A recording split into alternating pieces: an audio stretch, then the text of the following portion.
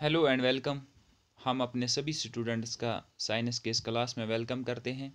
Dear students, इस lecture video में हम मेटल्स एंड नॉन मेटल्स का जो चैप्टर है वो कंप्लीट पढ़ने वाले हैं, बेसिक से एडवांस लेवल तक। तो चलिए स्टार्ट करते हैं। ये वीडियो जो है क्लास 8th के स्टूडेंट्स के लिए भी और क्लास 10th के स्टूडेंट्स के लिए भी हेल्पफुल होगा। तो चलिए स्टार्ट करते हैं इस वीडियो को। देखो, सबसे पहले इस चैप्टर का जो नाम है वो है metals and non metals. Metals and non metals के बारे में आप इस चैप्टर में, इस वीडियो में हम पढ़ेंगे। ओके। देखो, मेटल्स जानने से पहले आप लोगों को पता होना चाहिए कि एलिमेंट क्या होता है। ओके, देख लीजिए, पीरियडिक टेबल में जितने भी एलिमेंट्स हैं, पीरियडिक टेबल में जितने भी एलिमेंट्स हैं वो तीन कैटेगरी के हो सकते हैं। या तो वो मेटल होंगे, या तो वो नॉन मेटल होंगे, या तो वो मेटलॉइड होंगे। देखो, मैं कह रहा हूँ कि पीरियडिक टेबल में जितने भी एलिमेंट्स होंगे वो या तो मेटल होंगे, या नॉन मेटल होंगे, या मेटलॉइड होंगे। मिसाल के तौर अगर हम मेटल की बात करेंगे, आयरन जो है ये मेटल है, कॉपर जो है ये मेटल है, कैल्शियम जो है ये मेटल है। इसी तरह से नॉन मेटल की बात करेंगे, कार्बन जो है ये नॉन मेटल है, सिलिकॉन नॉन मेटल है, फास्फोरस जो है ये नॉन मेटल है। इसी तरह से नॉन मेटलाइड है, बोरान है, आर्सेनिक है। चलिए एक बार आपको मैं पीरियडिक टेबल भी दिखा देता हूँ। ये आप देख लीजिए इस स्लाइड में, ये है पीरियडिक टेबल।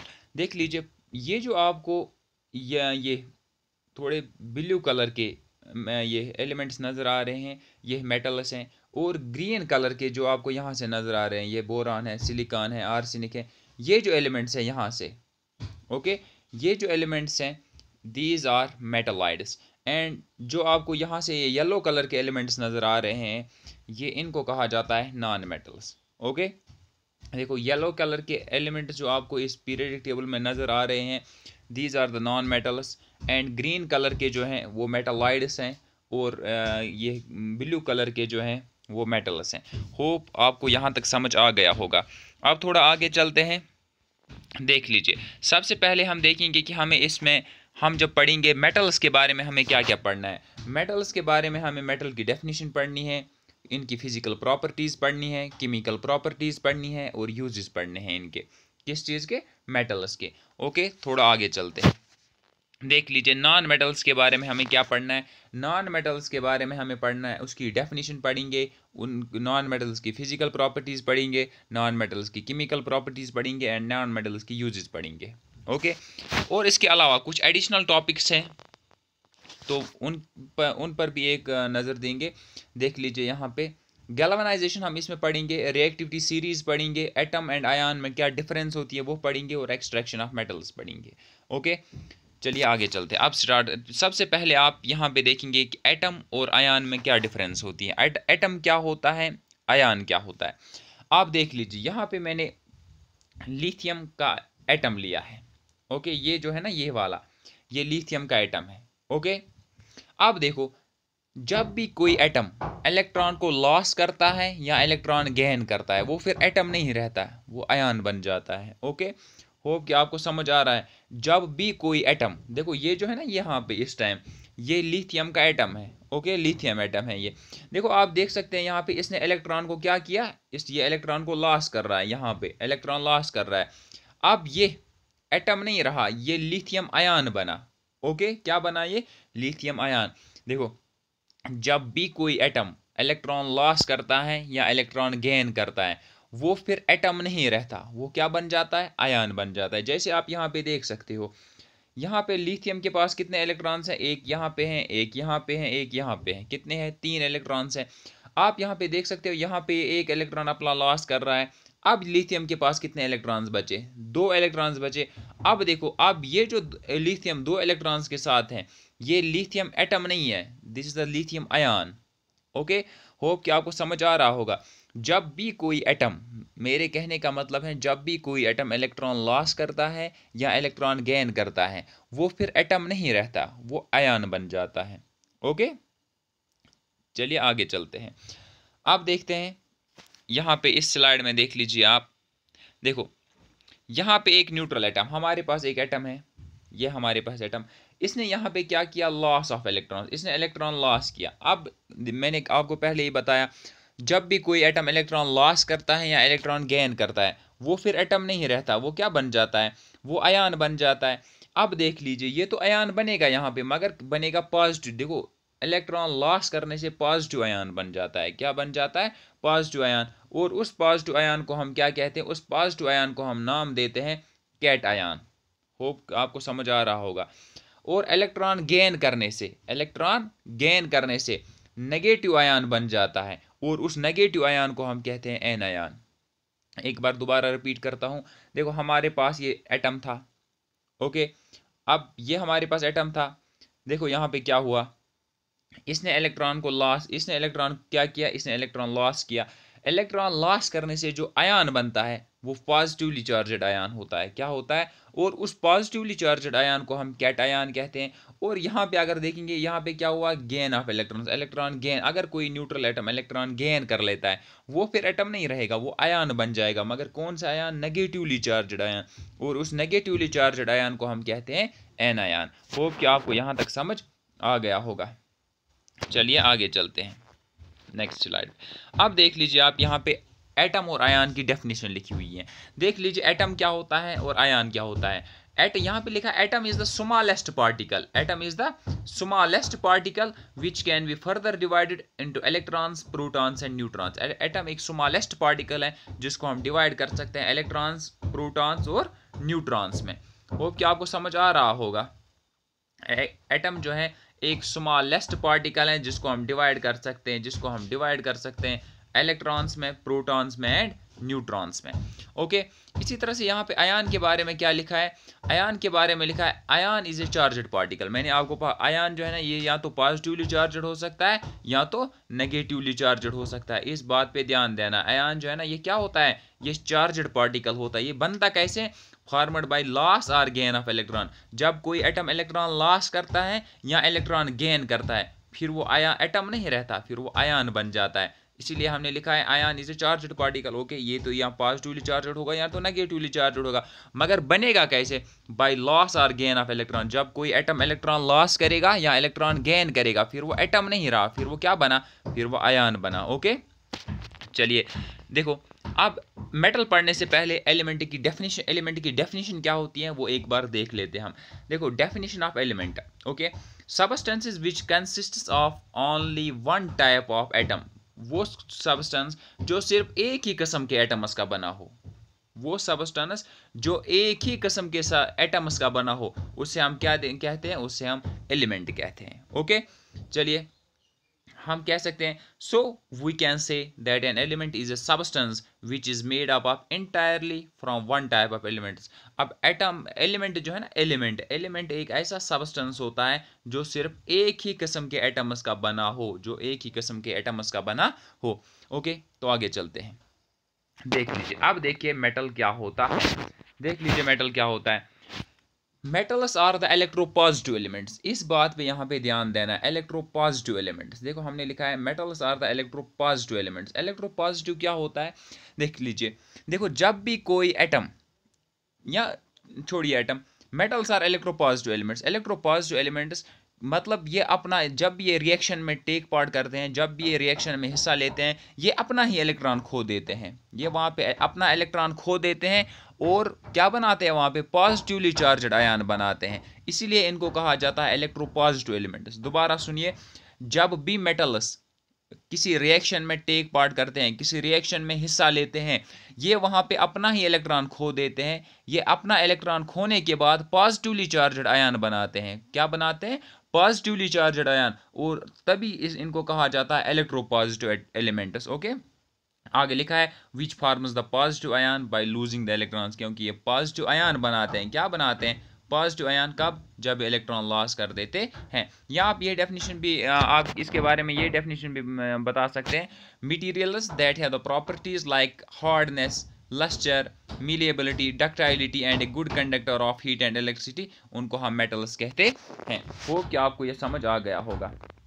चलिए नेक्स्ट स्लाइड पे चलते हैं। देखो आप फिजिकल प्रॉपर्टीज़ ऑफ मेटल्स की अगर हम बात करेंगे कि मेटल्स की क्या क्या फिजिकल प्रॉपर्टीज़ हैं। देखो मेटल्स जो है ना ये डक्टाइल होते हैं, मेटल्स इनकी कंडक्टिव ये गुड कंडक्टर्स होते हैं, ये सोनोरस होते हैं। सोनोरस का मतलब होता है कि इनमें रिंगिंग साउंड प्रोड्यूस हो जाती है। मिसाल के तौर अगर हम किसी भी मेटल को दूसरे मेटल के साथ टच करेंगे ना, वहाँ पे रिंगिंग साउंड प्रोड्यूस हो जाती है। आपने देखा होगा जब कभी किचन में बर्तन गिरते हैं तो वो रिंगिंग साउंड, या कोई मेटल गिरता है हाथ से तो आपने देखा होगा कि रिंगिंग साउंड आती है। मीलेबल का मतलब है कि इनको हम शीट्स में ड्रा कर सकते हैं, मेटल्स को हम शीट्स में ड्रा कर सकते हैं। लस्टर का मतलब होता है ये चमकीले होते हैं, ये शाइनी होते हैं। उसके बाद इनमें मैकेनिकल स्ट्रेंथ होती है। और डक्टाइल का मतलब जो है, डक्टाइल का मतलब इनको हम वायर्स में ड्रा कर सकते हैं। मेटल्स जो है ना, इनसे हम वायर बना सकते हैं, वायर्स में इनको हम ड्रा कर सकते हैं। चलिए नेक्स्ट स्लाइड पे चलते हैं। देख लीजिए यहाँ पे प्रॉपर्टीज ऑफ, अगर हम प्रॉपर्टीज ऑफ मेटल्स की बात करेंगे, सबसे पहली प्रॉपर्टी जो है ना, ये मीलिएबल होते हैं। क्या होते हैं? मीलिएबिलिटी इनका कैरेक्टरिस्टिक फ्यूचर है। इनका फिजिकल प्रॉपर्टी एक है वो मीलिएबिलिटी मतलब इनको हम शीट्स में ड्रा कर सकते हैं। देख लीजिए आप यहाँ पे, देखो ये हमारे पास एक मेटल है, ये गोल्ड है हमारे पास, दैट मीन्स मेटल है। इसको हम शीट में ड्रा कर सकते हैं। यहाँ पे आप देख सकते हो हमने इसको किस में ड्रा किया है? शीट में। Okay, metal hammered into thin sheet, that means इनको हम शीट्स में ड्रा कर सकते हैं। That this is the property of metals. Malleability is the property of metals. तो आगे चलते हैं थोड़ा, देख लीजिए गोल्ड जो है ना, gold is the most malleable metal. ये पॉइंट आपको याद रखना है। ओके, तो नेक्स्ट स्लाइड पे चलते हैं। यहाँ पे देख लीजिए आप, यहाँ पे क्या है देख लीजिए, यहाँ पे डक्टाइलिटी मेटल्स की एक प्रॉपर्टी होती है, ये डक्टाइल होते हैं। डक्टाइल मतलब इनसे हम वायर्स बना सकते हैं, मेटल्स से हम वायर्स बना सकते हैं। जैसे आप यहाँ पे देख सकते हैं, ये हमारे पास एक मेटल है और ये हमने इससे क्या बनाई है? वायर बनाई है। ये किसका कैरेक्टरिस्टिक फ्यूचर है? ये मेटल्स का कैरेक्टरिस्टिक फ्यूचर है। ओके, नेक्स्ट स्लाइड पे चलते हैं। देख लीजिए लस्टर्स इनकी एक प्रॉपर्टी होती है। देख लीजिए ये शाइनी होते हैं, ये चमकते हैं। मेटल्स जो है ना, मेटल्स चमकते हैं, ये शाइनी होते हैं। इस प्रॉपर्टी को लस्टर्स मतलब लस्टर कहते हैं। Metals are lustres in nature. Okay, उसके बाद नेक्स्ट क्या है? These are sonorous. अभी मैंने ऑलरेडी आपको बताया, सोनर्स मतलब they produce the ringing sound. Okay, जैसे आप यहाँ पे ये बेल देख सकते हो, ये तो मेटल की होती है और जब हम इसको हिलाते हैं यहाँ पे रिंगिंग साउंड आ जाती है। नेक्स्ट क्या है? मेटल्स की नेक्स्ट प्रॉपर्टी क्या है? ये गुड कंडक्टर्स होते हैं। अगर आप यहाँ पे इस कील की तरफ देख रहे होंगे, ये तो मेटल है। देख लीजिए यहाँ से भी एक वायर है, यहाँ से भी एक वायर है, बीच में हमने ये कील रखा है, ये नेल हमने बीच में रखा है, ये मेटल है। देखो आगे आप देख सकते हो यहाँ पे ये लंप जो है ग्लो हो रहा है, इसमें लाइट आ रही है। इसका मतलब ये जो मेटल है इसमें से ये करंट पास हो रहा है। That means this is the good conductor of heat, this electricity. Okay, आप फिजिकल प्रॉपर्टीज ऑफ मेटल्स की फिजिकल प्रॉपर्टीज क्या क्या है आप देख लीजिए यहाँ पे। Metals are solid at room temperature except mercury. देखो जितने भी मेटल्स हैं वो जनरली सोलिड होते हैं eight room temperature. Room temperature मतलब 25 डिग्री सेल्सियस पे ये सोलिड होते हैं, एक्सेप्ट मर्करी के बगैर। ओके, नेक्स्ट पॉइंट क्या है? Metals have high melting and boiling point accept sodium and potassium. Metals का मेल्टिंग पॉइंट भी और बॉइलिंग पॉइंट भी हाई होता है एक्सेप्ट सोडियम एंड पोटेशियम के बगैर। मेटल्स हैव हाई डेंसिटीज, इनकी डेंसिटीज जो है ना वो भी हाई होती है एक्सेप्ट सोडियम एंड पोटेशियम के बगैर। Metals have silver or grey colour. यहाँ पे आप देख लीजिए metals have silver or grey colour, metals का सिल्वर या ग्रे कलर होता है एक्सेप्ट कॉपर एंड गोल्ड के बगैर। Metals are generally hard, metal generally क्या होते हैं? Hard, except sodium and potassium के बगैर। नेक्स्ट स्लाइड पे चलते हैं। देख लीजिए metals are good conductors of heat and electricity. Metals होते हैं गुड कंडक्टर्स किस चीज़ के? हीट एंड इलेक्ट्रिसिटी के। मेटल्स गुड कंडक्टर होते हैं हीट एंड इलेक्ट्रिसिटी के। नेक्स्ट पॉइंट जो है metals are malleable and ductile. Metals जो हैं ये मीलिएबल भी होते हैं और ये डक्टाइल भी होते हैं। मीलिएबल का मतलब इनको हम शीट्स में ड्रा कर सकते हैं एंड डक्टाइल का मतलब इनसे हम वायर्स बना सकते हैं। Okay, now these are the chemical properties of metals की केमिकल प्रॉपर्टीज क्या है? देख लीजिए सबसे पहली केमिकल प्रॉपर्टीज जो यहाँ पे लिखी हुई है वो है reaction of metals with oxygen. जब मेटल मिलता है ऑक्सीजन के साथ तब होता क्या है? देखो when a metal reacts with oxygen metal oxide forms. वहां पे क्या, जब भी मेटल किसके साथ मिलेगा, ऑक्सीजन के साथ मिलेगा, वहां पे मेटल ऑक्साइड बनेगा। क्या बनेगा वहां पे, metal oxide. The general equation for this reaction is, आप यहाँ पे देख सकते हो ये मेटल है, मेटल किसके साथ मिला, ऑक्सीजन के साथ मिला, और यहाँ पे बना क्या, मेटल ऑक्साइड बना। देखो हमारे पास कैल्शियम जो है ना, कैल्शियम एक हमारे पास कैल्शियम क्या है, कैल्शियम एक मेटल है। ये हमारे पास ऑक्सीजन है, मेटल और ऑक्सीजन जब मिला यहाँ पे बना कैल्शियम ऑक्साइड। कैल्शियम ऑक्साइड जो है ना, ये एक मेटल ऑक्साइड है। ओके, इसी तरह से देखो, देख लीजिए यहाँ पे reaction of metals with oxygen. यहाँ पे देखो मेटल जब मिलेगा किसके साथ, ऑक्सीजन के साथ, बनेगा क्या, यहाँ पे मेटल ऑक्साइड बनेगा। क्या बनेगा यहाँ पे, मेटल ऑक्साइड। और ये मेटल ऑक्साइड जो बनता है, इस बात पे ध्यान देना है आपको, ये बेसिक इन नेचर होता है। ये क्या होता है, जैसे हमने पढ़ा है ना एसिड और बेस, ओके, ये बेस होता है, मतलब ये बेसिक नेचर का होता है। ओके, एग्जाम्पल हम लिखेंगे यहाँ पे, हमारे पास मैग्नीशियम है, मैग्नीशियम के साथ जब ऑक्सीजन मिलता है, यहाँ पे मैग्नीशियम ऑक्साइड बनता है, MgO।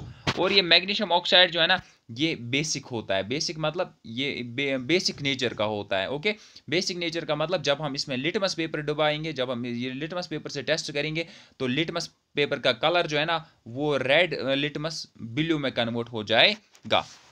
ओके, नेक्स्ट क्या है, next chemical property of this, next chemical property of metals, वो है reaction of metals with water. जब मेटल मिलते हैं किसके साथ, वाटर के साथ, तो तब जाके क्या होता है, देख लीजिए यहाँ पे दो सिचुएशनें क्रिएट होंगी। जब मेटल कोल्ड वाटर के साथ मिलेगा तब क्या होगा, जब मेटल हॉट वाटर के साथ मिलेगा तब क्या होगा। पहले हम देखेंगे जब मेटल कोल्ड वाटर के साथ मिलता है तो तब होता क्या है। देखो metal plus cold water, metal जब कोल्ड वाटर के साथ मिलता है वहां पे बनता है मेटल हाइड्रोक्साइड। क्या बनता है वहां पे, मेटल हाइड्रोक्साइड, और हाइड्रोजन बनता है।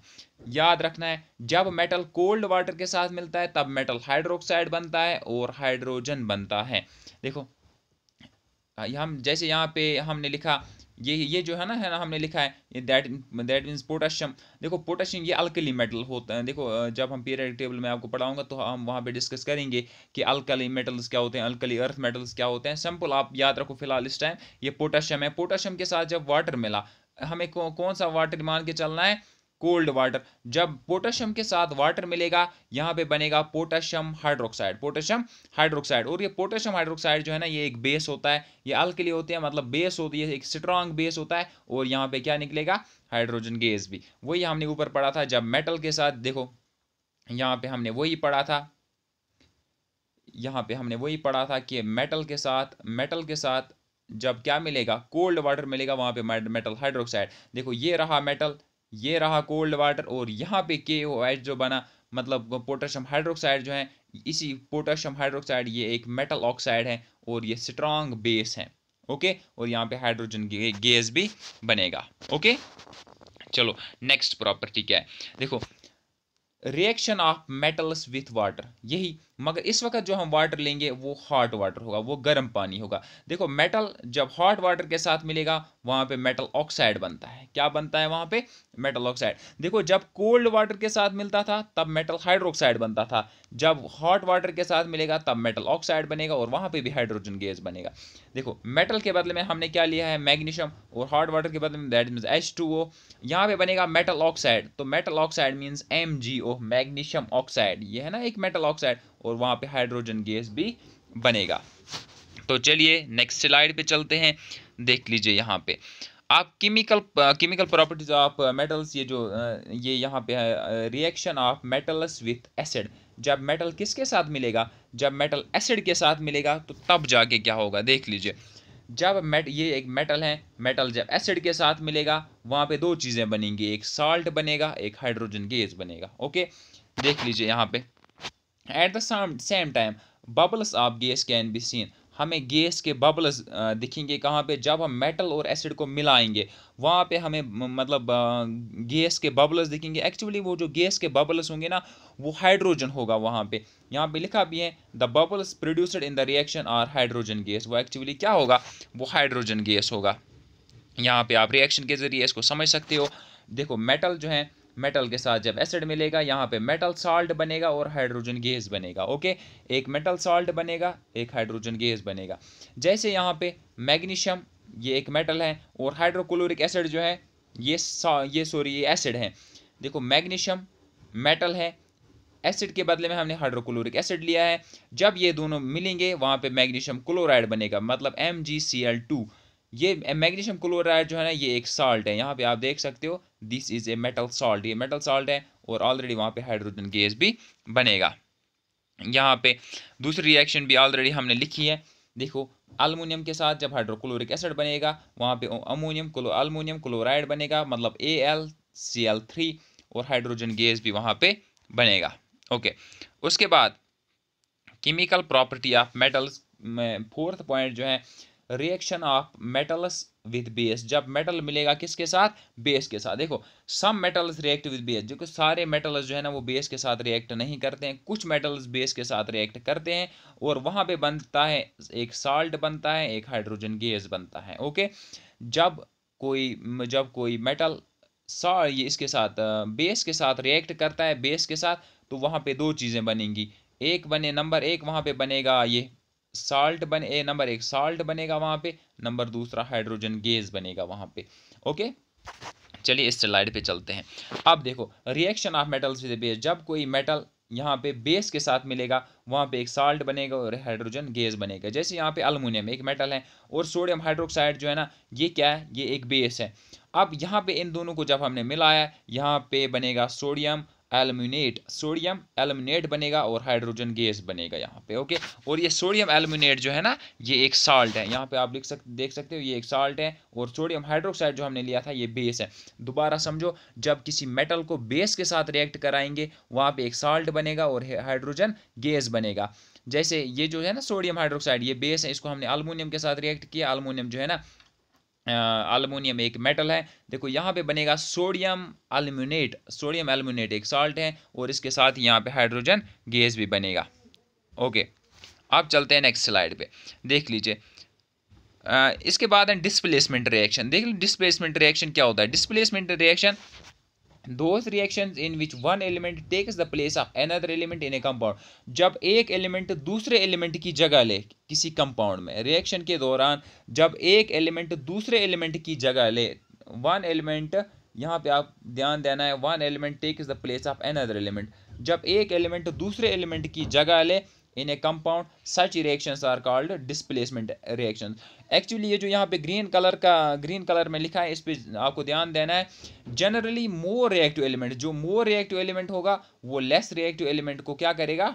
डिस्प्लेस करेगा। जनरली मोर रिएक्टिव एलिमेंट जो है वो लेस रिएक्टिव एलिमेंट को डिस्प्लेस करता है। जैसे यहाँ पे आप मैं यहाँ पे देख सकते हो, आप देख लीजिए, देखो डिस्प्लेसमेंट रिएक्शन, आप मानो हमारे पास ए कोई एलिमेंट है, यहाँ पे बी और सी ऑलरेडी बैठे हैं। ओके, देखो ए आएगा, ए ज़्यादा रिएक्टिव है बी से, ए आएगा और बी को डिस्प्लेस करेगा अपनी जगह से और खुद सी के साथ बैठेगा। अब यहाँ पे नया कंपाउंड जो हमारे पास बना ये है ए सी, और बी जो है ना ये लेस रिएक्टिव था एज कम्पेयर टू ए, और ये यहाँ पे बैठेगा साइड में। अब नया जो बनेगा, देखो ए जो है ना, ए यहाँ रिएक्टेंट्स तो इसी तरह रहेंगे, मगर ये वाले साइड जो है ना इनको रिएक्टेंट्स कहते हैं और इनको कहते हैं हम प्रोडक्ट्स। ओके, आप देख लीजिए यहाँ पे होगा क्या, देखो ए जब बी के साथ बी को डिस्प्लेस करेगा और खुद सी के साथ बैठेगा। अब यहाँ पे नया कंपाउंड जो बनेगा वो बनेगा ए सी प्लस बी। ओके, चलो रिएक्शन से इसको समझने की कोशिश करते हैं। देख लीजिए आप यहाँ पे zinc is more reactive than copper, zinc जो है ना ये ज़्यादा रिएक्टिव है कॉपर से। अब देख लीजिए यहाँ पे है जिंक, यहाँ पे हमने लिया है जिंक और यहाँ पे है कॉपर सल्फेट। ओके, देखो ये जिंक जो है ना कॉपर सल्फेट से कॉपर को डिस्प्लेस करेगा। क्यों? क्योंकि जिंक जो है ये ज़्यादा रिएक्टिव है एज कम्पेयर टू कॉपर। अब SO4 के साथ जिंक खुद बैठेगा और कॉपर यहाँ से डिस्प्लेस होगा, तो हमारे पास नया कंपाउंड जो बनेगा वो बनेगा ZnSO4 और कॉपर जो है ना यहाँ पे साइड में रहेगा। ओके, दोबारा एक बार समझो, देख लीजिए ये हमारे पास जिंक है, ये ज़्यादा रिएक्टिव है किससे? कॉपर से। अब यहाँ पे है ये वाला क्या, ये है कॉपर सल्फेट मतलब CuSO4। अब देखो Cu से मतलब कॉपर से जिंक ज़्यादा रिएक्टिव है। अब जिंक आएगा और कॉपर को यहाँ से डिस्प्लेस कर देगा। कॉपर जब यहाँ से डिस्प्लेस हुआ तो जिंक खुद किसके साथ बैठा? SO4 के साथ बैठा। अब नया कंपाउंड जो यहाँ पे बनेगा वो बनेगा ZnSO4 मतलब जिंक सल्फेट और कॉपर रहेगा साइड में। ओके, तो चलिए नेक्स्ट स्लाइड पे चलते हैं। इसी तरह से यहाँ पे लिखा है हमने zinc is more reactive than iron. Zinc जो है ना आयरन से भी ज़्यादा रिएक्टिव होता है। देखो यहाँ पे ये है जिंक, ये है आयरन सल्फेट। देखो जिंक आयरन सल्फेट से आयरन को डिस्प्लेस करेगा, आयरन को हटा देगा। जब Fe मतलब आयरन, जब आयरन यहाँ से हटा तो जिंक आके खुद SO4 के साथ बैठा, नया कंपाउंड जो यहाँ पे बनेगा वो बनेगा ZnSO4 मतलब जिंक सल्फेट।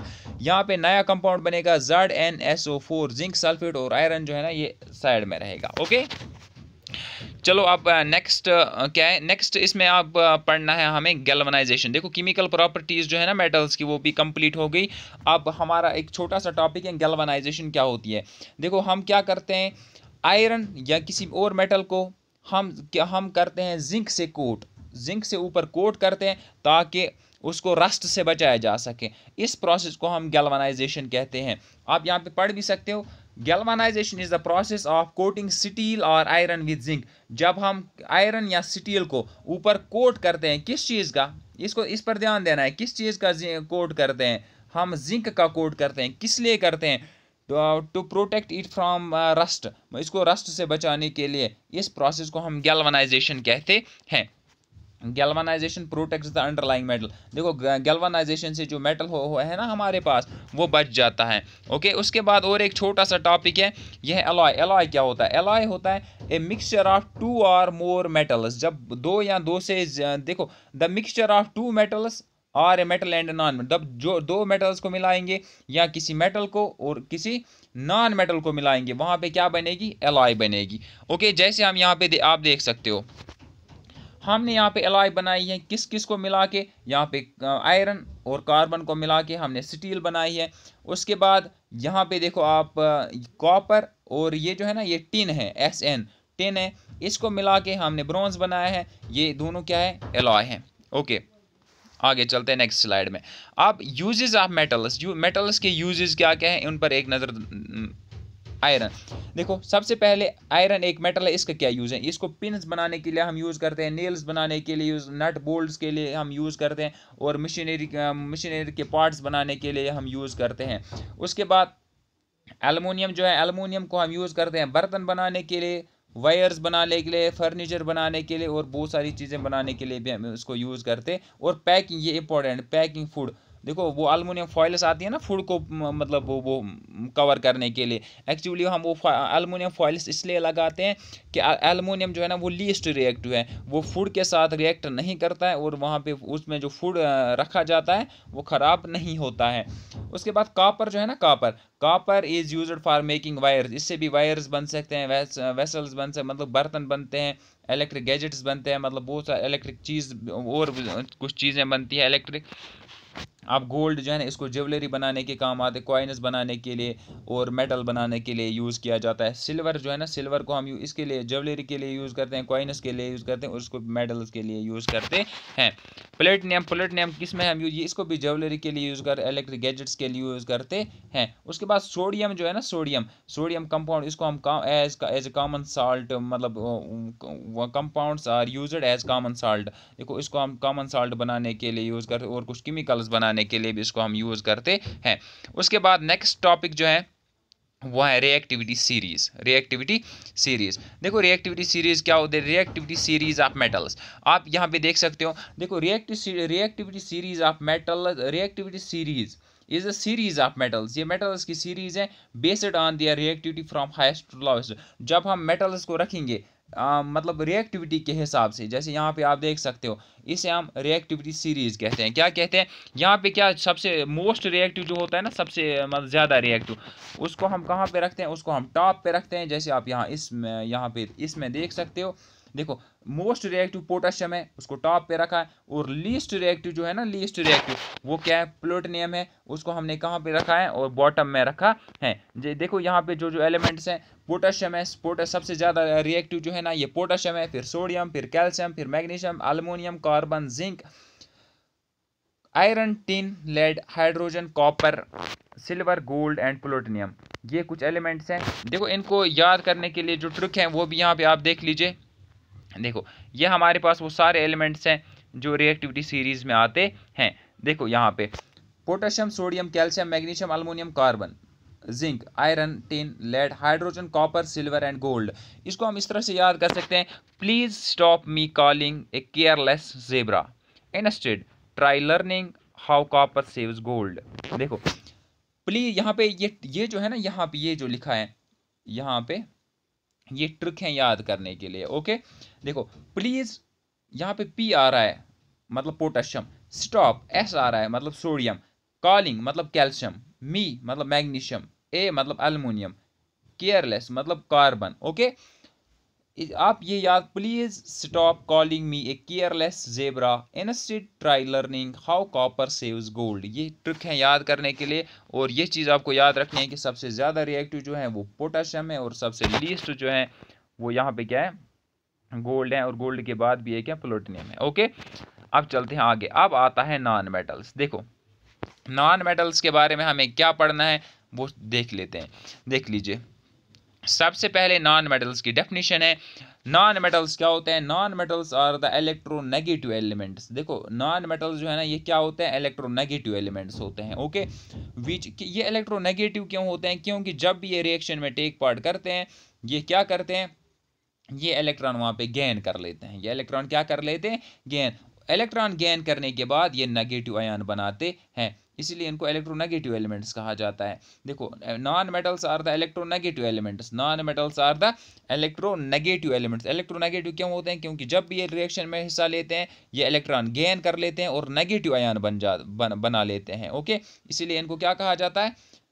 ये इलेक्ट्रोनेगेटिव एलिमेंट्स। क्योंकि जब ये रिएक्शन में हिस्सा लेते हैं, ये इलेक्ट्रॉन्स को गेन कर लेते हैं और क्या बनाते हैं? नेगेटिव आयन्स बना लेते हैं। Okay, non metals are the elements which do not conduct heat and electricity. Non metals वो एलिमेंट्स होते हैं जो हीट एंड इलेक्ट्रिसिटी कंडक्ट नहीं करते हैं। ना ये मीलेबल होते हैं, ना ये डक्टाइल होते हैं। मतलब ना इनको हम शीट्स में ड्रा कर सकते हैं, ना इनसे हम वायर्स बना सकते हैं। इनकी एग्जाम्पल जो है, इनकी एग्जाम्पल ये है, कार्बन है, सल्फर है, फास्फोरस है, सिलिकॉन है, ऑक्सीजन है। ये कुछ नॉन मेटल्स की एग्जाम्पल्स हैं। ओके, अब देखिए अगर हम फिजिकल प्रॉपर्टीज की बात करेंगे, देखो ये इनकी पुअर कंडक्टिविटी होती है। पुअर कंडक्टिविटी का मतलब ये है कि ये बैड कंडक्टर्स होते हैं हीट एंड इलेक्ट्रिसिटी के। ये सोनोरस नहीं होते हैं, जैसे हमने मेटल्स में देखा था, वो सोनोरस होते हैं, मतलब वो रिंगिंग साउंड प्रोड्यूस करते हैं। इनमें कोई रिंगिंग साउंड कुछ नहीं होता है। ये नॉन मीलेबल होते हैं। नॉन मीलेबल मतलब इनको हम शीट्स में ड्रा नहीं कर सकते हैं। उसके बाद ये ब्रिटल होते हैं। ये नॉन डक्टाइल होते हैं। नॉन डक्टाइल मतलब इनसे हम वायर्स ड्रा नहीं कर सकते हैं। और नॉन लस्टर्स मतलब ये शाइनी नहीं होते हैं।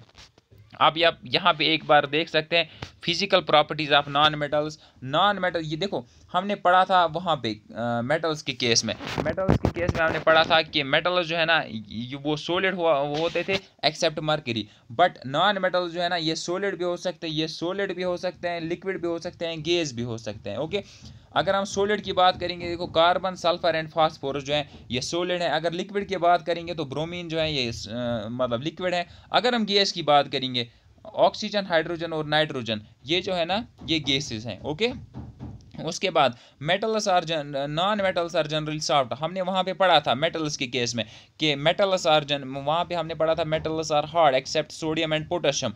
बट यहाँ पे नॉन मेटल्स जो है ये क्या होते हैं? ये सॉफ्ट होते हैं। क्या होते हैं? सॉफ्ट होते हैं except diamond which is the hardest natural substance. देखो नॉन मेटल्स सॉफ्ट होते हैं एक्सेप्ट डायमंड। ओके, आप देख लीजिए आगे। उसके बाद यहाँ पे तीसरा पॉइंट क्या? Non metals do not lustre, मतलब ये चमकते, इनमें कोई शाइननेस नहीं होती है एक्सेप्ट आयोडीन क्रिस्टल्स के बगैर। नॉन मेटल्स आर नॉन मीलेबल, ये मीलेबल नहीं होते हैं, ये डक्टाइल नहीं होते हैं। Non metals are solid liquid, non metals which are solid and liquids है लो मेल्टिंग पॉइंट्स। वो नॉन मेटल्स जो यहाँ सॉलिड हैं या लिक्विड हैं, उनका मेल्टिंग पॉइंट जो है ना, वो क्या है? बहुत लो है। Non metals which are solid and liquid, वो नॉन मेटल्स जो यहाँ सॉलिड हैं या लिक्विड हैं, है लो बॉइलिंग पॉइंट्स। इनका बॉइलिंग पॉइंट भी क्या होता है? बहुत लो होता है। Non metals are bad conductors of heat, ये हीट के क्या होते हैं? बैड कंडक्टर्स, मतलब इनमें हीट पास नहीं होती है। उसके बाद अगर हम देखेंगे, देख लीजिए यहाँ पे, non metals are bad conductors of heat except graphite के बगैर। Non metals are not sonorous, ये सोनोरस नहीं होते, इनमें कोई रिंगिंग साउंड नहीं मतलब प्रोड्यूस होती हैं। अब ये थी फिजिकल प्रॉपर्टीज़ किसकी, मेटल्स की। अब चलते हैं केमिकल प्रॉपर्टीज़ की तरफ। मेटल्स की केमिकल प्रॉपर्टीज़ क्या होती हैं एक बार देख लेते हैं। देखो, सबसे पहली केमिकल प्रॉपर्टी जो है reaction of non metals with oxygen. जब नॉन मेटल्स रिएक्ट कर लेते हैं किसके साथ, ऑक्सीजन के साथ, वहां पे क्या होता है, reaction of non metals with oxygen results in the formation of metal oxides. वहां पे क्या बनता है मेटल ऑक्साइड्स बनते हैं। ये जो मेटल ऑक्साइड बना, देखो जब रिएक्ट करेगा मेटल किसके साथ, ऑक्सीजन के साथ, वहां पे बनेंगे मेटल ऑक्साइड्स। क्या बनेंगे वहां पे, और ये जो मेटल ऑक्साइड्स बने ये या तो एसिडिक नेचर के होंगे या तो न्यूट्रल होंगे। ओके जब भी मेटल मिलता है ऑक्सीजन के साथ वहां पे मेटल ऑक्साइड्स बनेंगे। मेटल ऑक्साइड्स या तो एसिडिक होगा या तो क्या होगा, या न्यूट्रल होगा। चलिए देखते हैं, जैसे यहाँ पे reaction of non metals with oxygen, हमने यहाँ पे देखा हाइड्रोजन मिलता है ऑक्सीजन के साथ और बनाता है क्या, वाटर। देखो हाइड्रोजन के 4 एटम्स और ऑक्सीजन के 2, ये मिले और क्या बनाया, H2। देखो यहाँ पे जो H2 बना ये एक न्यूट्रल मॉलिक्यूल है। Okay reaction of non metals with oxygen, non metals की रिएक्शन किसके साथ, ऑक्सीजन के साथ। देखो ना, ये हाइड्रोजन जो है नॉन मेटल है और ऑक्सीजन जो है ये that means this is oxygen. अब यहाँ पे H2O बना, वाटर बना, मगर वाटर क्या होता है, न्यूट्रल होता है। इसी तरह से अगर हम देखेंगे reaction of non metals with oxygen में दूसरा केस, देखो नॉन मेटल जब ऑक्सीजन, देखो नॉन मेटल जब ऑक्सीजन, यहाँ पे इस वाले केस में आप देखो, यहाँ पे अगर हम सल्फर की बात करेंगे और ऑक्सीजन की बात करेंगे, सल्फर एंड ऑक्सीजन, देखो यहाँ पे बनेगा sulphur dioxide. This sulphur dioxide in acid is acidic in nature. ये जो होता है ना ये एसिडिक होता है। इसका मतलब हमने अभी समझा कि जब भी कोई मेटल ऑक्सीजन के साथ मिलता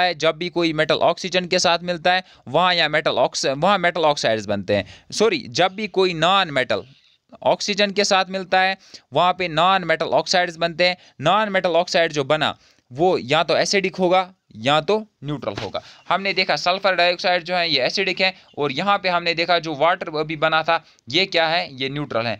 और एक बात यहाँ पे जो बनता है ना, नॉन मेटल ऑक्साइड्स बनते हैं। ओके ठीक है, चलिए आगे चलते हैं। अब नेक्स्ट केस क्या है, reaction of non metals with water. जब नॉन मेटल्स वाटर के साथ मिलते हैं तो क्या होता है, जनरली नॉन मेटल्स जो है ना वाटर के साथ रिएक्ट नहीं करते हैं, बट नॉन मेटल ऑक्साइड्स के साथ जब वाटर मिलता है तो वहां पे कोई एसिड बनता है। ओके सुनो दोबारा मैं क्या कहता हूं, non metals normally not reacts with water, ये रिएक्ट नहीं करते हैं वाटर के साथ। नॉन मेटल्स रिएक्ट नहीं करते हैं वाटर के साथ, बट नॉन मेटल ऑक्साइड जो हैं ये रिएक्ट करते हैं वाटर के साथ और एसिड बनाते हैं। ओके जैसे हमने यहाँ पे लिखा CO2, ये क्या है, ये एक नॉन मेटल ऑक्साइड है, मतलब कार्बन डाइऑक्साइड तो है, मेटल क्या है, क्या नॉन मेटल ऑक्साइड। जब ये वाटर के साथ मिलेगा तो वहां पे कार्बोनिक एसिड बनेगा। ये कार्बोनिक एसिड जो है ना ये एसिड है। ओके आगे चलते हैं। यहाँ पे नेक्स्ट क्या है, रिएक्शन ऑफ एक्चुअली अगर हम देखेंगे reaction of non metals with water, non metal जब वाटर के साथ मिलता है कोई रिएक्शन नहीं होती है, बट जो मैंने अभी आपको दिखाई ये मैंने कहा कि नॉन मेटल ऑक्साइड जब वाटर के साथ मिलता है तब जाके कार्बोनिक एसिड बनता है। वैसे अगर नॉन मेटल मिलेगा किसके साथ, वाटर के साथ, तब कुछ नहीं होता है। जैसे कि यहाँ इस वाली स्लाइड में हमने दिखाया है, ये देख लीजिए, नॉन मेटल वाटर के साथ मिलता है तो कोई रिएक्शन नहीं होती है।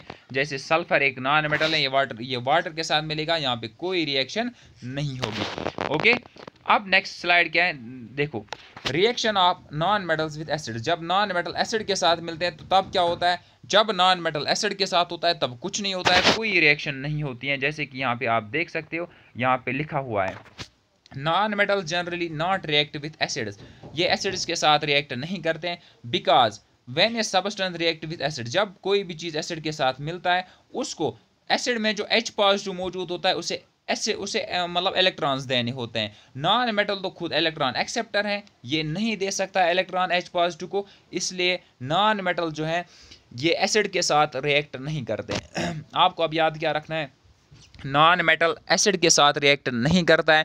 क्यों नहीं करता है? क्योंकि जब कोई भी चीज़ एसिड के साथ मिलता है, उसको एसिड में जो H पॉजिटिव आयन होता है उससे इलेक्ट्रॉन देना होता है। अब नॉन मेटल जो है ये तो खुद इलेक्ट्रॉन एक्सेप्टर है, ये उससे इलेक्ट्रॉन नहीं दे सकता है। ये मतलब एसिड को या H पॉजिटिव को इलेक्ट्रॉन नहीं दे सकता है। दिस मीन्स कि ये उसके साथ रिएक्ट नहीं करेगा। अब यहाँ पे जैसे आप इस स्लाइड में देख सकते हो, यहाँ पे नॉन मेटल जब एसिड के साथ मिलेगा तो कोई रिएक्शन नहीं होगी। जैसे सल्फर यहाँ पे है और हाइड्रोक्लोरिक एसिड है, यहाँ पे कोई रिएक्शन नहीं होगी। अब रीजन के रिएक्शन क्यों नहीं होगी, रीजन मैंने बता दिया। ओके, अब नेक्स्ट है reaction of non metals with basis. जब नॉन मेटल मिलेगा किसके साथ? बेस के साथ, तब जाके क्या होगा? Many non metals react with base to form salt. जब कोई बहुत सारे नॉन मेटल्स जो है ना, नॉन मेटल्स ये मिलते हैं बेस के साथ और क्या बना लेते हैं? सॉल्ट। बेस, क्योंकि बेसिस जो है ना, बेसिस होते हैं इलेक्ट्रॉन डोनर्स, और एस नॉन मेटल जो है ना ये होते हैं इलेक्ट्रॉन एक्सेप्टर्स। जब बेसिस इलेक्ट्रॉन डोनेट करते हैं किसे? नॉन मेटल को, मतलब जब बेसिस देते हैं इलेक्ट्रॉन नॉन मेटल को, वो रैपिडली उनको एक्सेप्ट कर लेता है और वहाँ पे सॉल्ट बन जाता है। जैसे यहाँ पे लिखा है, bases are electron donors where non-metals are electron acceptors. Thus, the bases donate electron to the non-metals which rapidly accepts them and form salt. और वहाँ पे क्या बनता है? salt बन। जैसे आप इस स्लाइड में देख सकते हो, देखो यहाँ पे मेटल जो है, मेटल किसके साथ मिला है? बेस के साथ। और यहाँ पे दो चीज़ें बन रही है, एक बन रहा है सॉल्ट, दूसरा बन रहा है हाइड्रोजन गैस। यहाँ पे अल्मोनियम है, ये एक मेटल है। ये सोडियम हाइड्रोक्साइड जो है, सोडियम हाइड्रोक्साइड जो है ये एक बेस है। जब मेटल मिला किसके साथ? बेस के साथ। वहां पे क्या बना? देखो यहाँ पे ये बना सोडियम, ये सोडियम एल्युमिनेट। सोडियम एल्युमिनेट जो है this is salt and hydrogen gas बना यहाँ पे। ओके, तो नेक्स्ट स्लाइड क्या है? Uses of non metals. Uses of non metals के बारे में हमने क्या पढ़ना है, देख लीजिए आप। सबसे पहले सल्फर जो है ना, सल्फर सल्फ्यूरिक एसिड बनाने के काम आता है। सल्फर सल्फ्यूरिक एसिड बनाने के लिए यूज़ होता है। ऑक्सीजन है ना, जो ये इसको मतलब रेस्पिरेशन के लिए यूज़ करते हैं लिविंग थिंग्स, और इसको बर्निंग ऑफ फ्यूल्स के लिए भी यूज़ करते हैं। फ्यूल्स को जलाने के लिए भी ये ऑक्सीजन जो है ना ज़रूरी है। उसके बाद नाइट्रोजन को हम फर्टिलाइजर्स बनाने के लिए इस्तेमाल करते हैं। हाइड्रोजन को अमोनिया बनाने के लिए हम यूज़ करते हैं, और रॉकेट फ्यूल के तौर पे भी हम इसको यूज़ करते हैं। क्लोरीन को मतलब वाटर को प्यूरिफाई करने के लिए यूज़ करते हैं, कि वाटर में जो मतलब जर्मस वर्मस होंगे, कीड़े वीड़े होंगे, उनको मारने के लिए हम किसे यूज़ करते हैं? क्लोरीन को यूज़ करते हैं। और आयोडीन जो है ना, ये एंटीसेप्टिक है, एंटीसेप्टिक के तौर पे इसको हम इस्तेमाल करते हैं। Thank you. अब यहाँ ये मतलब पूरा था मेटल्स एंड नॉन मेटल्स के बारे में। अब मैंने इसमें बेसिक से हाई लेवल तक अपने हिसाब से सारी चीज़ें कवर की हैं। Okay, all the best. अगर आपको इस लेक्चर का PDF चाहिए तो डिस्क्रिप्शन में मेरा नंबर दिया होगा, आप उस पर मुझे व्हाट्सएप मैसेज कर सकते हो, तो आई विल प्रोवाइड इट।